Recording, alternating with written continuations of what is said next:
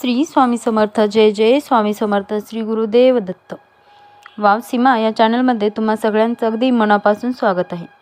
स्वामी महाराज तुमच्या मनातल्या सगळ्या चांगल्या इच्छा पूर्ण करत हीच स्वामीचरणी प्रार्थना करून आज आपण आपल्या सुंदर अशा व्हिडिओला सुरुवात करूया. तर आज आपण पाहणार आहोत स्वामींचे विचार.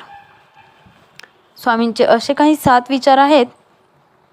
तुम्हाला स्वामींची साथ हवी असेल तर मग हे 7 विचार नेहमी लक्षात ठेवा. 1. घरातील अन्न कधीही फेकून देऊ नका, पुण्य मिळते. त्याबरोबरच 2. घरामध्ये नेहमी स्वच्छता ठेवा, लक्ष्मी घरात वास करते. जसं आपण म्हणतो ना, हात फिरवेल तिथे लक्ष्मी असते, त्या पद्धतीने जेव्हा आपण घराची व्यवस्थित स्वच्छता करतो तेव्हा आपल्या घरामध्ये लक्ष्मीचा वास असतो. देवाचा नैवेद्य प्रसाद हा कोणीही खाऊ नये, कारण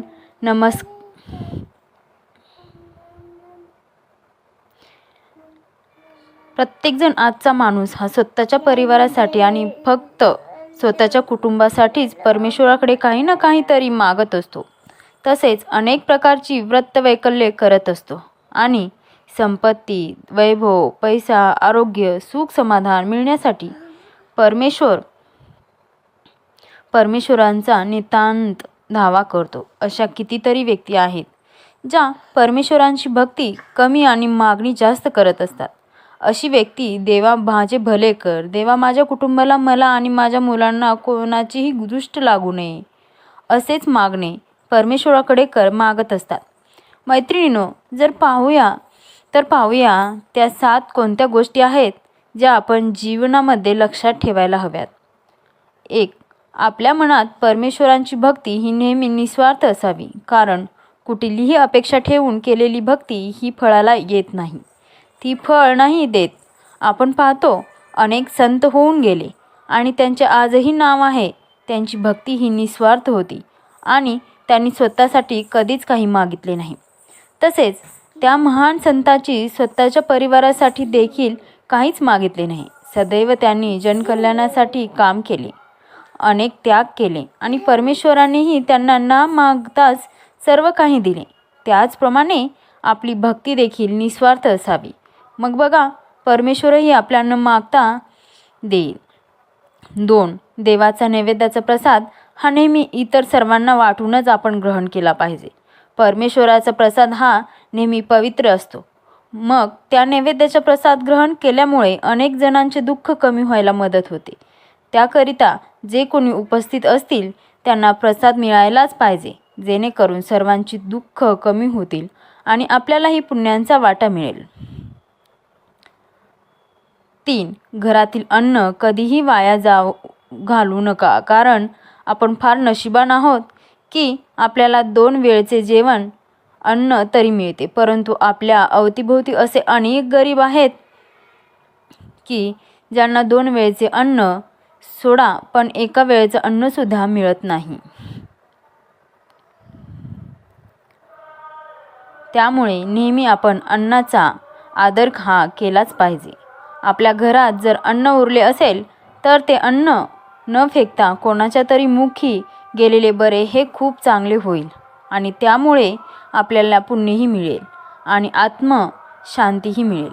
आणि असे केल्याने असे म्हटलेही जाते की अन्न हे परब्रह्म आहे. 4. आपल्या घरामध्ये नेहमी स्वच्छता ठेवली पाहिजे. जेव्हा आपण कोणत्याही मंदिरात जातो तेव्हा तेथील वातावरण हे अतिशय मनमोहक असते आणि प्रसन्न असते, कारण जिथे स्वच्छता असते तिथे परमेश्वराचा सुद्धा नेहमी वास असतो. मग ते आपले घर असो किंवा मन, दोन्हीही स्वच्छ असले पाहिजे. 5. आपल्यामध्ये नेहमी अपमान सहन करण्याची क्षमता असली पाहिजे. आपला जरी अपमान कोणी केला तरी बदल्याची भावना न ठेवता स्वतःला बदलण्याची तयारी ठेवा आणि ज्या वेळेस आपण स्वतःला बदलू ना, त्यावेळेस आपले आयुष्य देखील बदललेले असेल. 6. आपण बोलताना नेहमी आपल्या जिभेवर नियंत्रण ठेवायला हवे. बरीच माणसे अशी असतात समाजात जी बोलताना विचार नाही करत, बरेच काही वाईट शब्दाचे उच्चार करतात, तसेच कुठलाही विचार न करता कोणालाही साहजिकरित्या काहीही बोलून जातात. परंतु ज्यांच्यामुळे समोरच्या व्यक्तीला किती त्रास होतो हे त्यांना कळत नाही. ते म्हणतात धनुष्यबाणापेक्षाही आपले माणसाचे बोलणे शब्द हे फार तीक्ष्ण असतात, म्हणून काहीही बोलण्या अगोदर आपण 10 वेळा विचार केलाच पाहिजे, मग बोललेले पाहिजे आणि कोणालाही दुःख होता कामा नये. आणि 7वा, परमेश्वराला कधीही दोष देऊ नका. अनेक व्यक्ती अशा असतात, जर त्यांचे काही वाईट झाले की ते परमेश्वराला दोष देतात, परंतु परमेश्वर कोणाचेच वाईट करत नाही. ज्याप्रमाणे आपले आई-वडील आपल्या मुलांचे कधीच वाईट करत नाहीत, त्याचप्रमाणे परमेश्वरसुद्धा आपल्या आई-वडिलांच्या मातापिता आहेत. आई-वडिलांसारखेच आपले मातापिता आहेत. मग देव आपल्या मुलांचे का वाईट करेल? उलट परमेश्वराला प्रेमाने साथ घालून बघा. परमेश्वर तुमच्या मदतीला नक्की धावून येईल.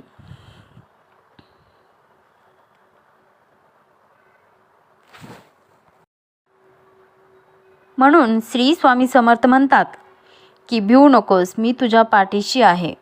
अशा प्रकारे ह्या 7 गोष्टी आपण आपल्या जीवनामध्ये नेहमी लक्षात ठेवल्या पाहिजे. श्री स्वामी समर्थ. जय जय स्वामी समर्थ. श्री गुरुदेव दत्त. व्हिडिओ पाहिल्याबद्दल धन्यवाद. व्हिडिओ आवडला असेल तर व्हिडिओला लाईक, शेअर आणि सबस्क्राईब करायला विसरू नका. सोबतच बेल आयकॉन बटन प्रेस करा. श्री स्वामी समर्थ.